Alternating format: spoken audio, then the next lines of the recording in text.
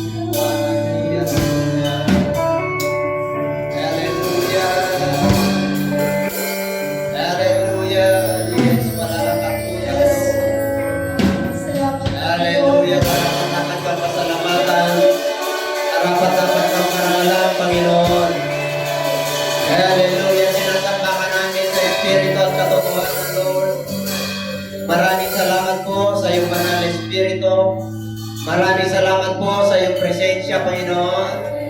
Hallelujah, hallelujah. Yes, Lord, hindi ka nagbago, Panginoon. And if you have your Bibles with you, di po ko ba? Matthew chapter 7, verse 24.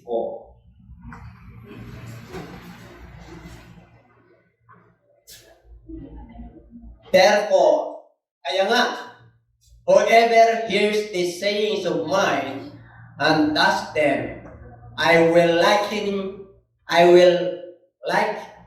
to a wise man who built his house on the rock. Okay, pagpalain po tayo ng Diyos at sabihin mo siya katabi. Sige po, palain po tayo lahat, kayo may makakaupo na.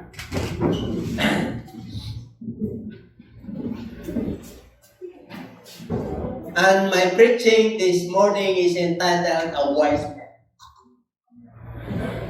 Isang matalinong tao.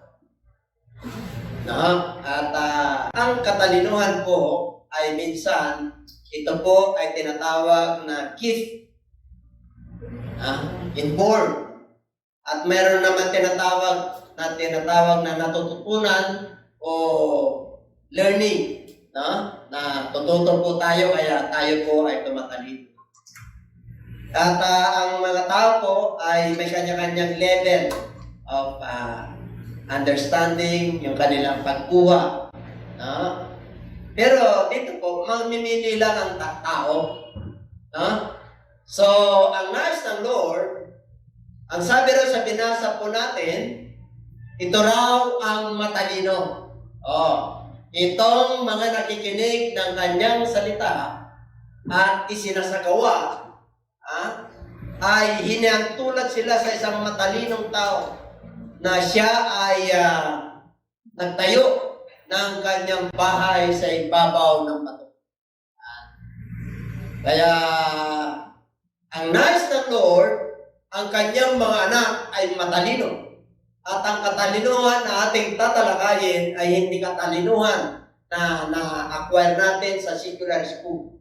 Pag matalino ka at talagang ikaw yung gift, meron kang gift, ipagamit mo sa Diyos yan. Ano? Pero kung average lang po tayo, okay lang din. Okay. Pero nais ng Lord na ang katalinuhan po natin ay yung katalinuhan na nagmumula sa Kanya. Ang katalinuhan na tinutukoy ng Diyos ay yung tinatawag na ilaw, yung maayos na pamumuhay, yung Christ-likeness. Ano? At yan ay hindi kayang papag-aralan. At kaya dito po sa ating school, no, sa mga CHED o kaya sa mga DepEd, ibinalik po yung GF, NRC, Good Manners and Right Conduct. Sa mga senior, mga values. Kaya ngayon, sa panahon po natin ngayon, naghahanap ng ating pamahalaan ang magtuturo ng mga values. Kasi ang tao ngayon ay iba na.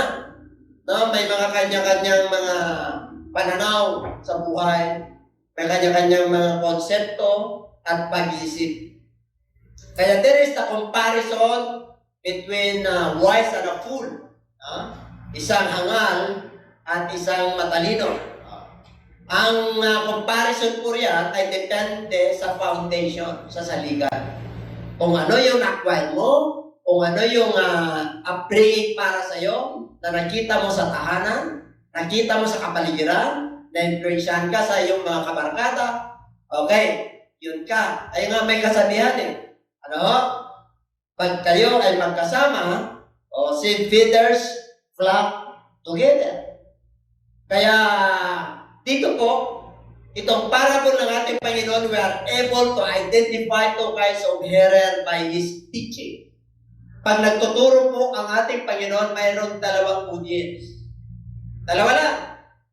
Isang matalino at isang fool. Two kinds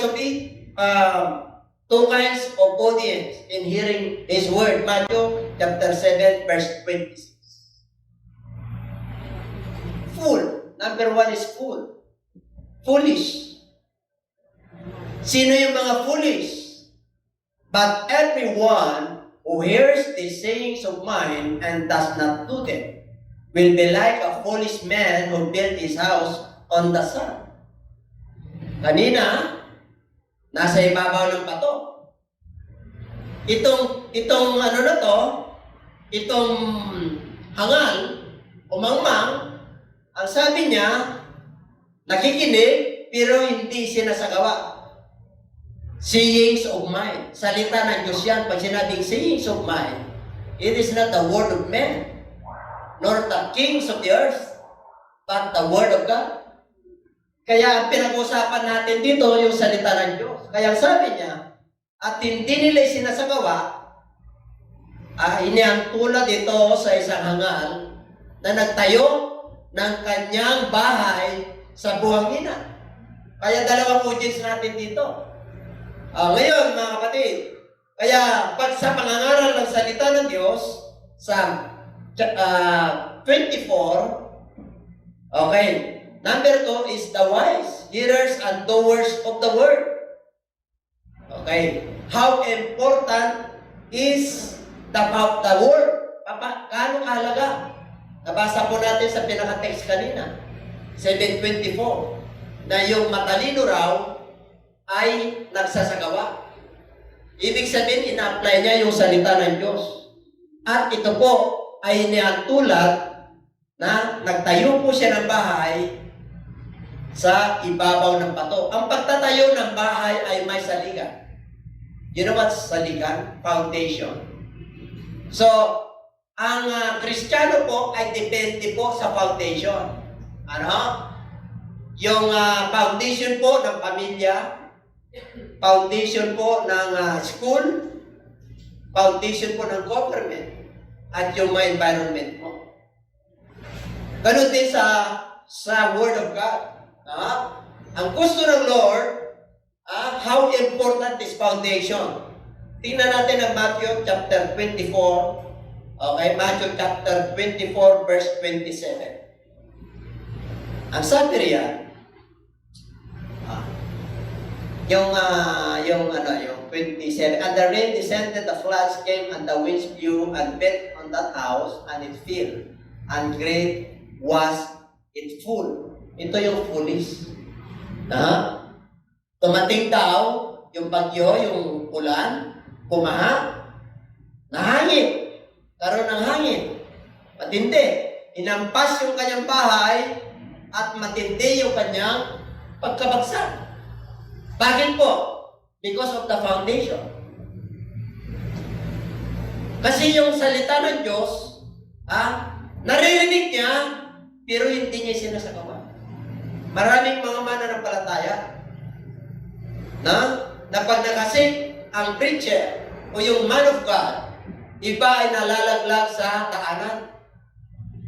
Nalalaglag sa batuhan, nalalaglag sa tinikan, at nalalaglag sa mabuting lupa. Pinangaral ko na po yun, na segment of the good ground.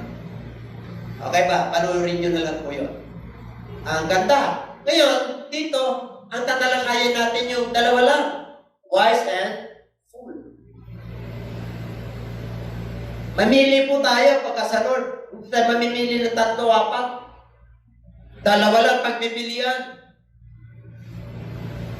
Wise or fool. Ang mga papasok sa buhay na walang hanggan ay mga wise. Hindi sa yaman mo, hindi sa katalinuhan mo sa sikula. Hindi yun. Kailangan sumusunod ka. Kailangan ina-apply mo yung salita ng Diyos. Amen? Hindi dahil sa marunong ka dito, mayaman ka, hindi po. Pagdating sa eternity, ang pinag-uusapan dito yung salita. The Word of God. Ito po yung mahalaga rito. Kasi ito po yung pagkain na hindi nabubulok. Ito po yung pagkain na hindi napapalis. Kaya nais ng Lord na yung katalinuhan natin ay panlangit, hindi yung panlupa. Kasi yung panlupa, mayroong limitation, mayroong hangganan. Tatanda tayo, mawawala tayo sa mundo ito, at makakalimutan tayo. Ang hindi lang nakakalimutan si Rizal. Kasi national hero yun. Every December, yung Heroes Day, pinaparangalan siya. Kasi meron siyang iniwang alaala sa ating bayan. Amen? Gusto niyo bang may iwang alaala? Meron pa yung monumento darating ang panahon. Diba? Maraming mga gusto niya. Pero dito po, ang papag-aralan po natin, we must stand in our faith. Depends on the foundation. We can stand in our foundation is built on the rock. Kailangan yung ating saligan, yung strong foundation is nasa ibabaw ng bato. And who is that rock? Tingnan natin in the book of Psalms. In the book of Psalms 28 verse 1, to you I will cry, Lord, my rock. Do not be silent to me, lest if you are silent to me, I become like those who down to the pit. Ibig sabihin, pag ako, Panginoon, ay tumatagoy sa iyo. Ako'y nananalangin sa iyo, sapagkat ikaw ang aking Panginoon na malaking bato. Malaking bato yan. Hindi maliit na bato, kasi Diyos yan eh. Malaking bato. Huwag sana ikaw ay silent, hindi mo ako tutukunin o tahimik ka. Kasi kung tahimik ka, Panginoon, ay magiging talagang bibigay ako at pupunta ako sa Sion, yung down to the pit. Ibig sabihin, talagang bababa ako. Wala akong magagawa, kundi malulubog ako. Kaya nais ng Lord na yung ating saligan ay siya. Hindi yung saligan mo yung sarili mo. Yung sarili mong will. Ano pa? Okay? 62 verse 2. Our foundation is the rock, and no other than our God. He only is my rock and my salvation. Siya lang ang aking malaking bato at kaligtasan. He is my defense, I shall not be greatly moved. Hindi ako matitinan, sapagkat siya yung aking buong.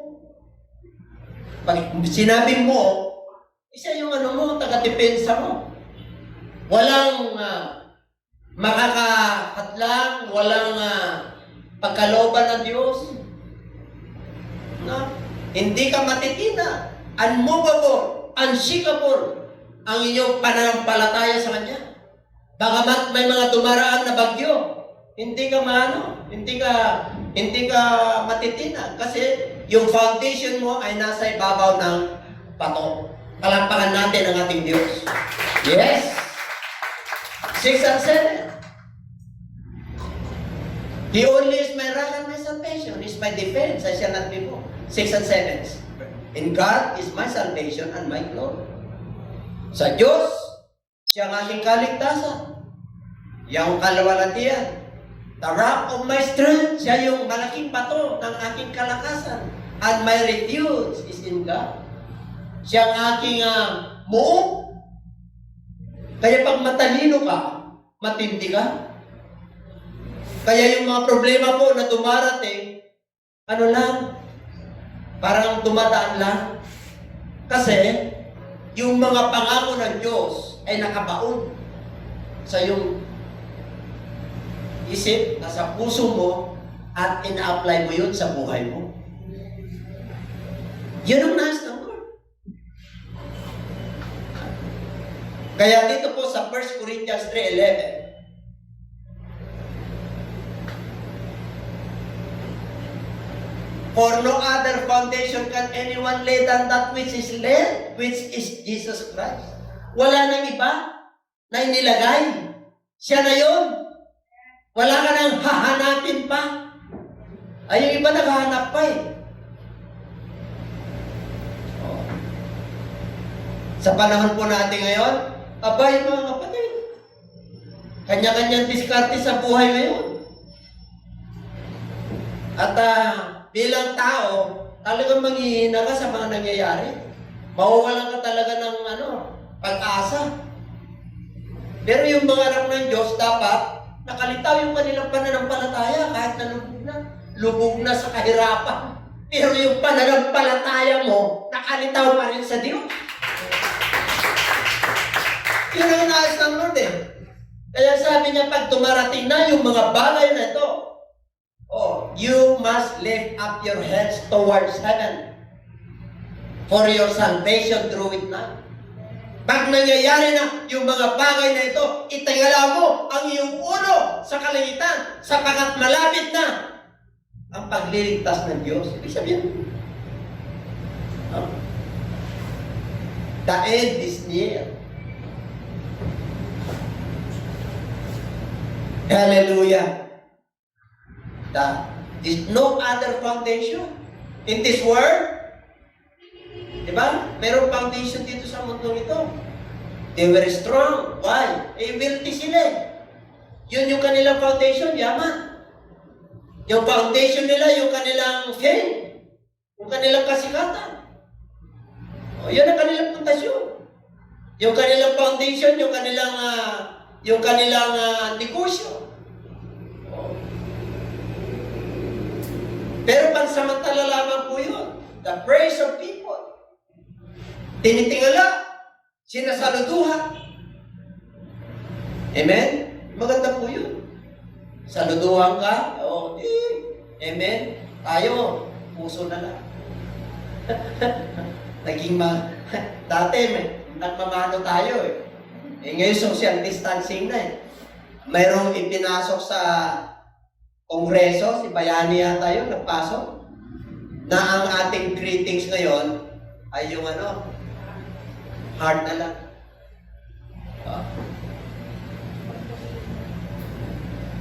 Kaya, kasi siyempre po, magkakaroon tayo ng siyempre, darating ang panahon, na pati pera. Kaya magkakaroon po tayo ng cashless society. Meron mo yung virus na yan, pagka niluwagan, ang daming nag-increase. Alam nga naman, naka-lockdown na tayo lagi. Paglabas ng mga mag-asawa, buntis na. Pubuntisan na. Eh, siyempre, ano nagagawin? Amen? Eh, naka-lockdown sila pareho eh. Kaya, itong lockdown na to, at marami raw namatay, marami rin ibig na panganak. Ganun din, alam niyo, ang Lord balance eh. Yung iba namang problema, the populace of this world. Dahil marami na raw tao sa mundong ito. Ang Diyos ang nagmamayari ng lahat. In the book of Psalms, chapter 24, the earth is the Lord and the fullness thereof. The world and they that dwell therein. Lahat ng mga bagay sa mundo ito, ang Diyos ang nagmamayari. Hindi mo nyo walang pag-aari yan. Umaangkin lang. Pero wala siyang pag-aari. Humihingi lang ng permiso sa Diyos yan. Kaya pag ang demonyo kumilos na, subukan ko ngayong wise na anak ng Diyos yan. Sino ang wise dito? Pag sinubukan ka na ng Lord, tanggalin mo nga yung pakot niya. Yung pakot, yung protection. Protection sa pamilya, protection sa kabuhayan, protection sa karamdaman. Eh, protection kasi tayo. Mayroon. Oh, kaya pag tinisting na ng faith mo ng ating Panginoon, wise ka eh. Wise ka, hindi ka matitinag eh. Bakit? Sumusunod ka eh. Sabi niya yung sumusunod, ang kanilang foundation, ang tinatayo nila, yung kanilang bahay sa ibabaw ng bato. Habang nakikinig ka, habang tumitibay ang iyong pananampalataya, yun yung foundation mo. Yung mga pangako ng Diyos, kahit na dumarating yung mga virus na yan, yung mga kahirapan na yan, mga kapatid, alam natin na sa Diyos tayo. Pakakainin ka ng Diyos.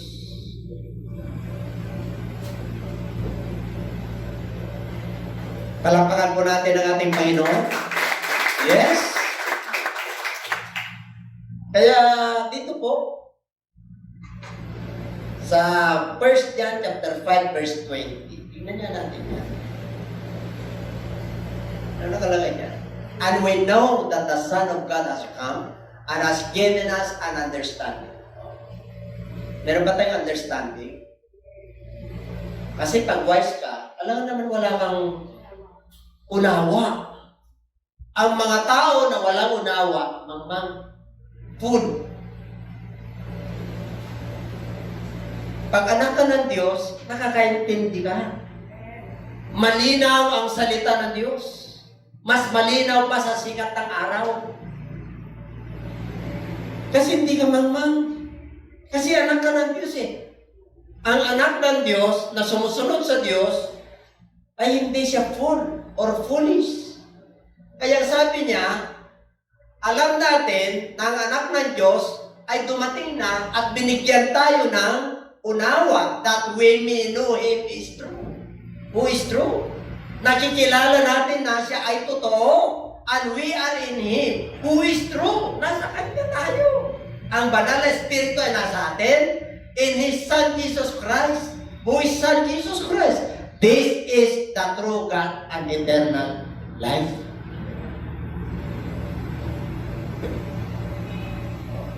Siya raw yung totoong Diyos at buhay na walang hanggan. Titingnan natin how to become wise. You know? Alam nyo, hindi ganun kadali na magiging matalino. Okay, tingnan natin how to become wise. Verse 13. There are options. There are alternatives. There are choices. Diba? Whether you want to be wise or you want to be fool. Pero meron kang pagdadaanan para magiging wise ka. Amen? Hindi ganun kadali yun. May panuntunan ng Diyos. Ano yun? Okay. Number 1, enter the narrow gate. Magipot na daan. Pagsalita ng Diyos ang pinag-uusapan, hindi maluwag ang daan. Magipot. Magipot. Kaya pag may preacher na maluwag ang daan, ay mga kapatid, nakakatakot. Akala ganun lang eh. Enter ye in at the straight gate, for wide is the gate, and broad is the way that leadeth to destruction. Yung kapahamakan, maluwag daw. And many there which go in there. Maraming mga pumapasok doon. Because straight is the gate, and narrow is the way which leadeth unto life, and few there be that find. Narrow, ibig sabihin masikip, makipot, iilan lang daw ang nakakasumpong noon, iilan lang daw.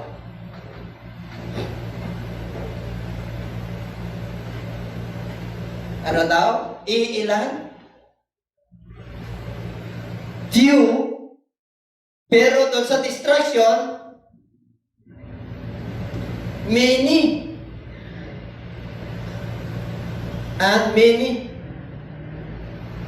Marami. Kaya pag wise ka, alam mo na kung kunti na. Tingnan mo. Amen? Ibig sabihin ng kukunti, tingnan natin yung ratio from dito sa micro, yung pinakamali. Wari, Kristiyano. Sa dito, sa atin, sa church lang muna. O, mga, palagay mo ng GCCI sa lahat ng mga main, yung mga domain. Palagay mo na, ang active 500. 500, isang fellowship lang yun. Pero, ang daming mga bisita, ang daming kaman ko. Pero yung active, 500. Pero, pag titignan mo sa Bible, 50-50. 250 yun, yung talagang wise. Yung iba, ano pa, medyo maligam-gam. Minsan wise, minsan foolish. Amen? Hindi niya maintindihan kung ano yung ano niya. Hindi siya stable. Ang wise na tao stable. May pinaglalaban ka eh. Meron kang paninindigan eh. Ang paninindigan mo, ang saligan mo, yung salita ng Diyos. Hindi salita ng tao. Kaya dito ka, papasok. Saan? Sa maluwag o sa makipot?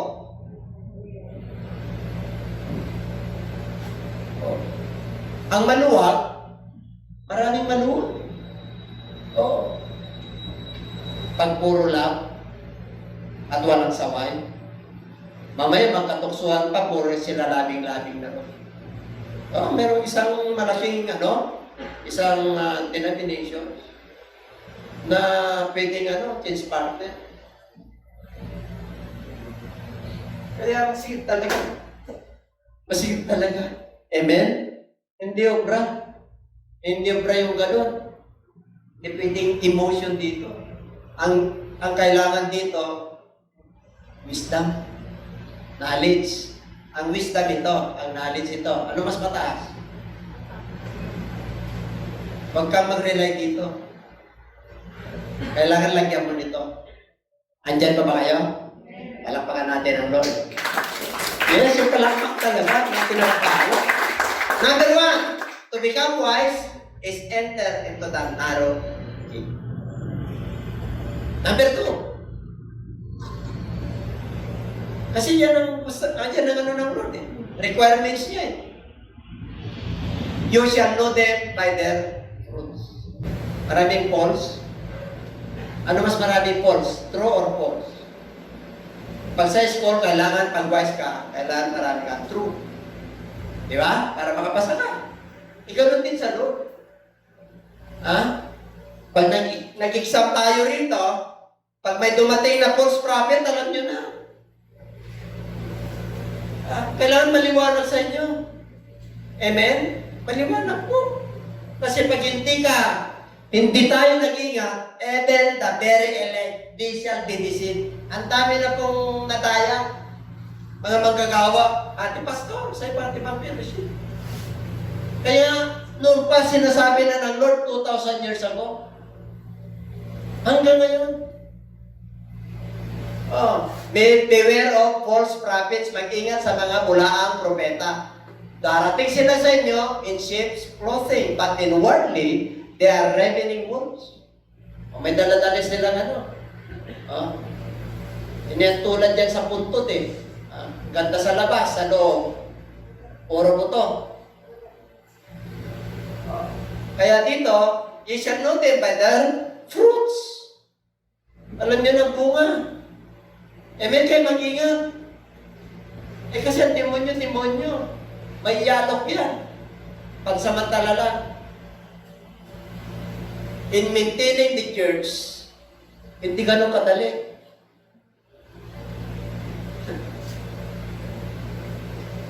Ang basic ng church, para magkaroon ka ng church, you must have 200 members. 200 members na meron silang signatory. Nasa sect. Kaya pag wala kang ganon, ay peki ka. Paano magkakasal yan? Paano magsiseremonyal pagka-funeral service? Paano magkano yan? Ha? Ano, ipiki mo lahat ang mga ano niyan? Pag nagsimula ka sa church na mali, magtatapos ka sa mali. Kaya maraming nito eh. And everybody say amen. Kaya ingat. Sabi ko sa iyo katabi, Pag-ingat po kayo. Akala nyo, ganun lang po, kadali. Hindi po. Kaya sinasabi ko sa inyo ito, para mag-ingat. Baka mamaya may bumubulong sa iyo. Sarap doon. Libre na. Anong libre? Amen? Ay mga kapatid, sa panahon ngayon, sabihin mo, wise ka na. Wise na tayo ha. Ilan na lang tayo. Ilan na lang tayo, di pa tayo wise. Mga kapatid, sabi niya, you know them by the fruits. Domin gather figs of thorns or figs of thistles. O maalim. Yung bang mga upas, inaani yan sa tinikan, o yung mga igos diyan, nandun ba sila sa dawagan? Hindi. Why? Because every good tree bringeth forth good fruit. Pag good ka, ang bunga mo ay good. Hindi pwedeng magbunga ang bad sa good. Sinabi na ni Kristo but a corrupt tree, ano raw? Bringeth forth evil fruit. Masamang bunga. A good tree cannot bring forth evil fruit, neither can a corrupt tree bring forth good fruit. Every tree that bringeth not forth good fruit is hewn down and cast into the fire. Wherefore, by their fruits you shall know them. Hindi pwedeng mamunga ang masama ng mabuting bunga. Basta masama, masama. Basta mabuti, mabuti. Dalawang nga lang pagpipilian eh. Light or darkness. Love or hate. Diba? God or Satan or yourself. Wise or fool. Una, enter into the narrative. That is the requirements to be a wise. Second, you must know them by their fruits. Kaya huwag kayong makikipagano sa masamang ano. No? Sinabi sa Corinthians yan, yung masamang influence, yung mga naglalasing, mga gano'n. Yung katinoan mo raw mawawala. Pero, magpakatino na nga raw tayo, ano yan eh, may pinresa mo yan eh. No compromise. No compromise. Wala talaga eh. Pagkasalod ka, salod ka eh. Kahit na maraming mga pagsubok, salod pa rin tayo. Pare, negosyante ka. Maraming pagsubok, yung timbangan mo. Timbangan pa rin. Timbangan na tama.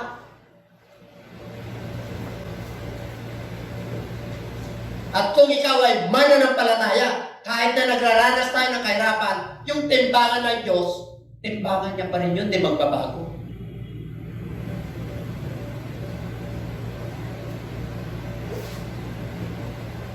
Susunugin ng Lord yan. Yung mga yung mga evil fruit. Kaya makikilala nyo sila sa buwan. Number 3. I never knew you. Ay, itong pinakamatindi. Paano ka magiging wise? Di mo pala kilala ang Diyos. Paano ka magiging wise? Nakikinig lang. Pero wala siyang foundation. Paano ka ba naligtas? Tanong mo yung iba. Kung magawa ko ng mabuti, ano pa? Meron ng gospel ng ating Panginoon, repent, or likewise, perish. Plan of salvation, kamatayan ni Kristo, you shall be born again. You must be, kailan mag-repent ka? Ang tao lahat ay nagre-repent. Kailan mapapautismo ka sa pangalan ni Jesus ay kapag papatawad? Para patawarin ka, pag-baptize ka. Para may relationship ka. Kaya sabi ng Lord, I never knew you. Why? Not everyone that saith unto me, Lord, Lord, shall enter into the kingdom of heaven, but he who doeth the will of my Father which is in heaven. Many will say to me in that day, Lord, Lord, have we not prophesied in thy name?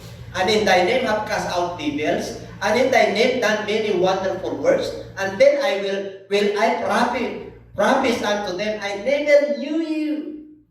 Depart from me, ye that work iniquity. Diba? Mga walang relationship sa Lord. Ang tingin niya, iniquity. Walang relationship eh. Kaya sabi niya, maraming tumatawag na Panginoon, Panginoon. Okay, pala rito ang masalat ng simbahan, di ba? Panginoon, Panginoon, Panginoon. Ang sabi ng Lord, hindi ko kayo kilala. Bakit Lord? Ginamit namin ng iyong pangalan na. Nangaral kami sa iyong pangalan na. Ang daming mga himala, nagpagaling, lumayas ang demonyo. Anong ginamit? Pangalan ni Jesus Christ. Tanong, lahat ng halos sa religion ginagamit ang pangalan ni Jesus Christ? Yes. Bakit may himala? Kahit na sila sumasamba sa Diyos-Diyosan. Kasi pag ginamit mo yung pangalan ni Jesus Christ, dahil Panginoong Diyos yan ang pumakain, ikagrant yung faith mo.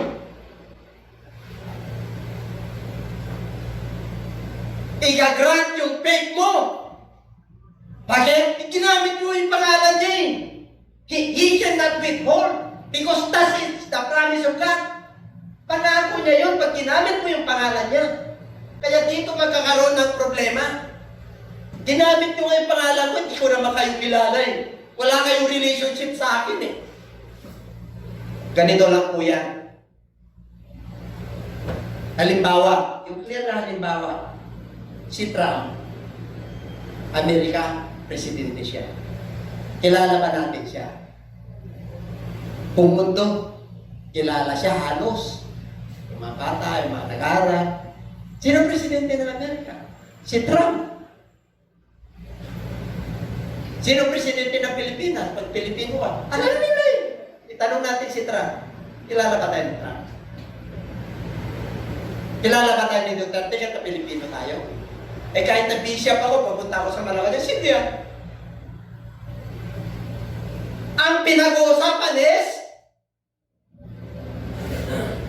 relationship. Kilala mo. Kilala nyo, may Diyos. O, tumatawag kayo lahat, may Diyos. May Diyos naman talaga eh. Pero layas kayo. Bakit? Ginagamit nyo lang pangalan ko eh. Gumagawa kayo ng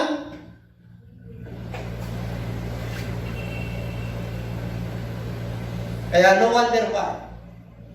Halos lahat ng denomination ginagamit ang pangalan. May wonder. Talagang ano. Grabe ang pag-ibig ng Diyos. Grabe. Pero kung kahit hindi ka nakarapat-dapat pag ginamit yung pangalan mo. Pero pagdating sa pagtutuos, pagdating sa judgment day, wag mong ipagmamalaki yan. Tiyakin mo lang na sigurado ka. Nainitan na tawagin tayo ng Diyos at rapture will take place. Yung relationship natin sa Kanya, kilala tayo. Anong relationship natin kay Lord? Born again ka. Hindi ka born of man. Born of God ka. Nabaptize ka eh. Yun ang pinag-uusapan dito, gospel. Eh paano yung hindi na ng gospel? Eh bahala na nun doon. Kung sasabi niya, masikip, kukunti lang nakakapasok. Hindi sinabi ng tao yun, siya mismo nagsabi. Binasa lang natin at pinag-aralan. And everybody say amen. Ang tindi nito, akala nyo iba ganun lang. Eh di sana sinabi na ng Lord na, ay, maraming maliligtas. Sabi nga niya, maraming tinawag, kukunti ang. Pag sinabi ng Diyos yun, totoo yun. Kasi may pagsubok. Kung gusto mo na wise, ay, sumunod ka na. Sumunod ka na kahit na mahirap ang buhay dito, wise ka naman. Patungo ka sa eternity. Bakit? Sinusunod mo yung kalooban ng Lord eh. Ginagawa pa naman yung gusto ng Diyos eh. Hindi yung gusto mo. Hindi yung gusto ng tao. Yung gusto ng Diyos. Kaya sabi niya, work iniquity. Pero mo, kaya sabi niya, alam niyo kasi mahilig ako talagang nakipagdebate noon eh. Kaya lang talagang ang daming, ngayon hindi na po ako nakikipagdebate. Hindi na po. Hindi po. Nakikipagdebate po ako nung 2 years ko sa Lord. 2 years pa lang. Grabe, nakikipagdebate na ako. Kalaunan, nahihiya na ako sa sarili ko. Nahiya na ako. Oh, alam mo kung saan ako nagsasalita? Sa bus. Pwede pong mangarap sa inyo, sir? Pa-driver, saka sa conductor. Ay, pwede po. Pwede po. Wala lang ano ha. Wala lang. Ay, hindi ako humihingi po. Nagbibigay pa nga ako eh. Mga leaflets, mga schedule. Lang ako nangangarap. Hanggang kalaunan, naging evangelist po. Naging evangelist po ako, taon din ako sa evangelist noong 1990. Ganun, hindi ka naman basta-basta i-order kung hindi ka dapat eh. Amen? After 10 years, noong 1998, na-order ako sa pastor. After 10 years, na-order ako sa bishop. Kung hindi ka karapat dapat sa iglesia, na-order, natanggal ka. Tatandaan niyo yan. And everybody say amen. Nangingibaba ang pag-ibig. Kahit hindi kayo bigay-bigay yung kapatid mo inibig. Nangingibaba kasi ang hindi sila pinagkatiwala sa atin ang pag-ibig ng Diyos. And everybody say amen. Wala tayong katulad na pangalan niyan sa shake, wala. Ilang libo po na nasa shake. Kasi hindi ka bibigyan ng pangalan na ganyan kung may kapangalan ka. And everybody say amen. Kaya salamat sa Diyos eh. Meron pa bang number 4? Number 4? Meron pa. Ay po. You want to become wise? Amen? Kanina, you must enter into the narrow gate. Pangalawa, you must know the better fruits. Number 3, you must have a relationship with God. Number 4, the fruit of the righteous as a tree of life, and he that winneth souls is wise. Ang bunga raw ng matuwid ay puno ng buhay, at yung nag-aakay ng kaluluwa ay matagid. Yan. Ilan ang naakay mong kaluluwa mula nung ikaw ay naging anak ng Diyos? Matagid. Saan na yung mga naakay mo? Yun ang tanong, asan na? Kasi sabi na yun sa chapter 15, I ordain you, I choose you. You have not chosen me, but I have choose you. Why I choose you? To go and to bear fruit. And your fruit shall remain. 15-16 na bukod dyan. Kailangan mananatili yung bunga mo. Amen? Kaya kung ikaw ay tatay, dapat ang bunga mo yung anak mo, yung asawa mo. Yung angkan nyo. May bunga. Gusto mo blessing? That your fruit shall remain. Mananatili dapat yan. Para wise ang pamilya. Kahit na COVID, kahit na mag-COVID-20 pa eh. Di ba COVID-19 lang ngayon? Kahit na mag-COVID-20 pa, walang ka problema eh. Alam mo, wise king. Na, alam niyo po, ang tagal ko ng pangarap na pupuntahan yung kung saan ako lupalo. Kasi evangelist po ako eh. Pag nasa taxi ako, kinakausap ko yung taxi driver. Pag nasa bus ako, kinakausap ko yung bus driver o yung conductor kasi bawal sa driver eh. Ngayon, marami kong kinakausap. Ang tandal ko pagdating sa gospel. Pero pag ako mag-isa, tahimik ako. Hindi. Alam niyo ang karakteristik ko, kilala ko ni Pastor. Nung binata at dalaga kami, ako ang pinakamaingay. Mainis ka sa akin. Kala mo, bida ka. Totoo yun. Ang ingay ko. Bakit? Ang yabang ko. Bakit ka naman hindi magyabang? Ha? Bakit ka naman hindi magyabang? Pinaaral mo yung sarili mo mula grade 3 hanggang college. Diyan pa ba kayo? Meron ba yung pagyabang? Ganon ang personality ko. Pero nung ako'y nakakilala sa Lord, nahiya ako sa sarili. Amen? Meron pala akong mission na gagampanan. Alam mo, gusto ko yung social media na yan. Pinag na lang nag-lockdown. All things work together for good to them that love God.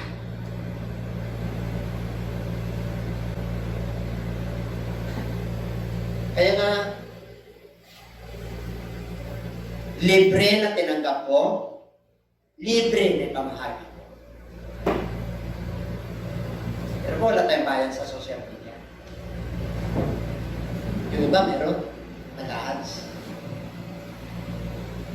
Kasi 16,000 ang viewers natin. 4 na buwan pa lang. Pala pa sa Facebook yan. Sa YouTube lang. Ibig sabihin, maraming natutuwa. Maraming natututunan yung mga viewers. Maraming nakaabang sa alas 5 ng Friday at saka alas 9 ng Sunday. Kayo ba nakakabot din? Pag Friday? Ang dami nito. Yung iba naglulot. Mga kapatid, salamat sa Diyos. Pag-pray nyo lang ang iyong pag-pray. Amen? Pag-pray nyo lang pamilya po namin. Kasi ganyan talagang gawa ng kaway. Marami talaga. Lumpan ni Kristo. Kaya pag propeta ka ng Diyos, alam mo ba na? Pag maraming musik, maraming mga pagsubok, pero yung musik, iluluntang ko lang talaga. Hallelujah, hallelujah. Pag masakit na, lulod ka na.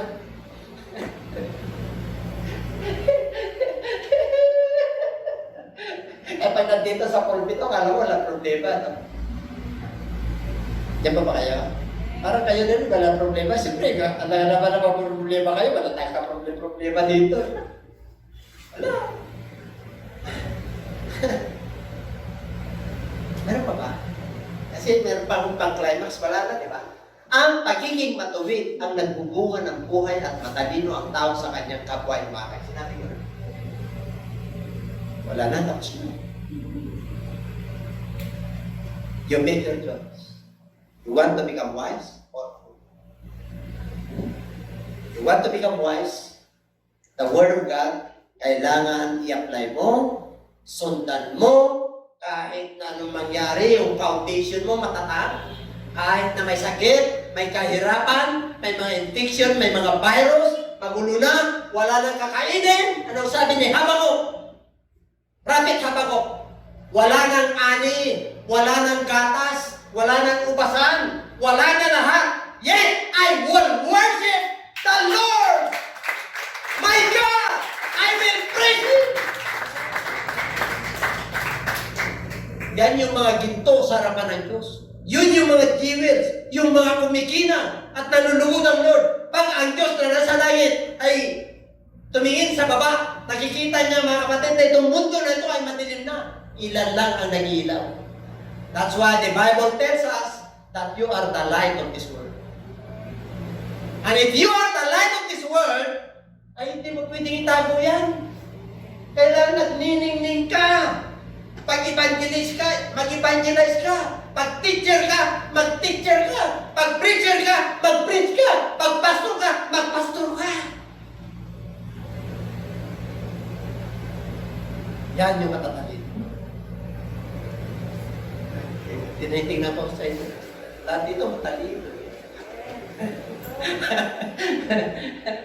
Huwag kayong padaya, mataming false prophet. Oo. Pag matalino ang tao, titingnan niyo yung bunga. Bunga. Kasi may mga bunga na hindi naman totoo, hindi naman sama yung bunga. Kaya pag may nag-chismis sa'yo, balansihin nyo. Hindi ba? Oo. Oo nga. Oo nga. Tanungin nyo yung tinikismis. Kawawa naman. Alam niyo po, salamat sa Diyos. Mula noon, they throw you bad things, just gather. And you will build an empire. Just gather. Huwag mong iba to, pabalik. Just gather. Ha? Oh, yung gather mo lang. Why you are building an empire?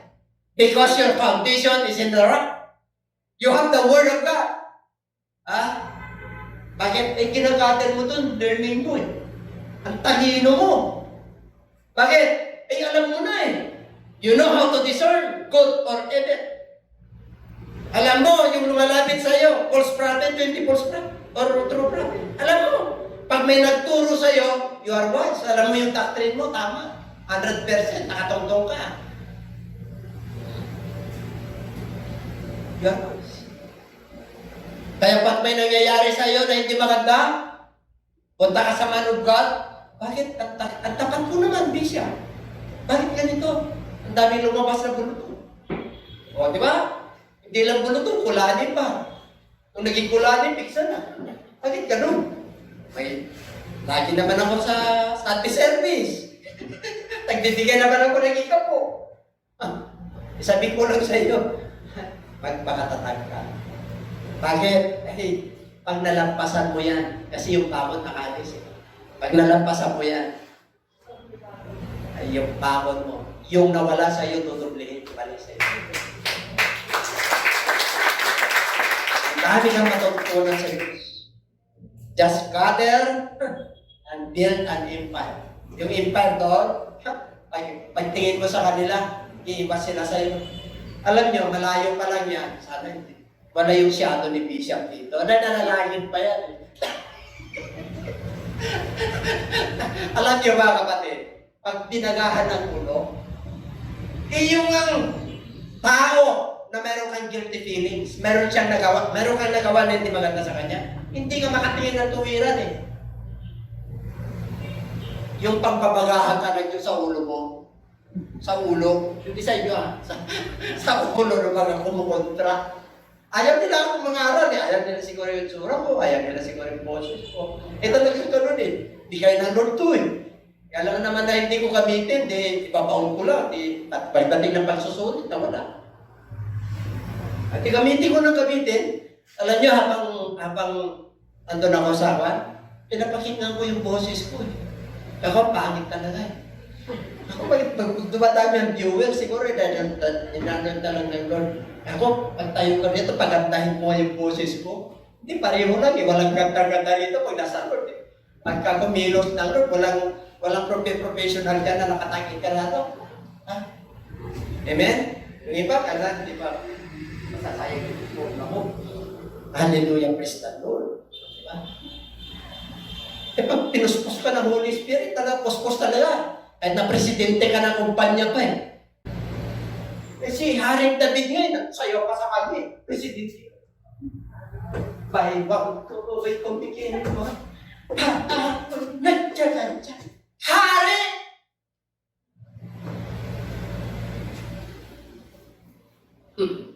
Yung sarili niyang asawa, kinusya niya. Hindi nagkaroon ng anak yun. Si Micah. Hindi nagkaroon ng anak. Nagalit ang Diyos sa kanya. Asawa ni David, anak ni King Saul. Kasi, nung dala-dala nila yung tabernakulo sa kalye, tuwa-tuwa siya, masasayo talaga siya. Lulugtagan. Ay, kuyari! Sinabi niya, kinutya siya eh.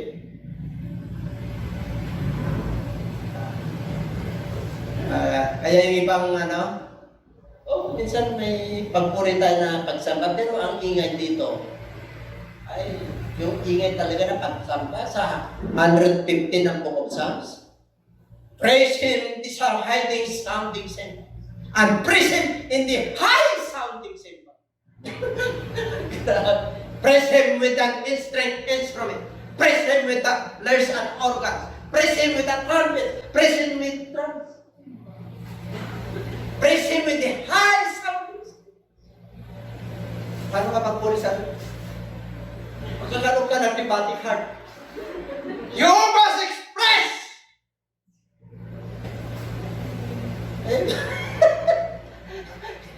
At sama-sama ng luburo sa kapitbahay mo, sa Lord mo i-express! Hindi sa kapitbahay mo! Alam mo yung sinasamahan mo? Alam mo yung fellowship, nandun kayo talaga sa wise. 100% talaga yun. Amen? Para hindi kayo naniniwala. Sarado na ba to?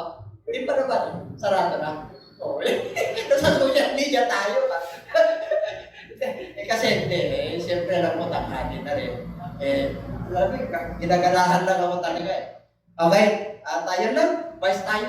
Tayo na tayong lahat. Tinignan ko yung tingin nyo sa akin, mag alas 12 na eh. Ano naman, nadi-dessert ko naman. Ay kasi alas 10 naman tayo nag-start. Okay lang. Okay lang, dami naman tayo nakain. Amen? Okay, tayo po ay manalangin. Salamat tayo sa Lord. Okay, taas po natin ang ating mga kamay po. Waraki, araku, waraki. Thank you, Father, for the privilege. Salamat po, Ama, sa mensahe mo. Nais po mo pala na kami ay magiging matalino. Pinili mo kami, Panginoon, dahil matalino po kami. Sa iyong harapan, Panginoon, nanawa kami po ay makapagpatuloy. Pagamat maraming mga hadlang, maraming mga humahadlang para sa pagpunta namin sa buhay na wala pa. O Diyos, samahan mo kami lagi. Na maging matatag ang aming pananampalataya. Yung foundation po namin, Panginoon, ay nandito sa ibabaw ng bato nito. Ikaw po ang saligan ng aming pananampalataya. Maraming salamat po, Panginoon Jesus. Pagpalain mo po ang aking mga kapatid sa pananampalataya. Pagpalain mo ang mga viewers. Pagpalain mo kami lahat. Ito po ang aming samong dalangin, Jesus. Amen.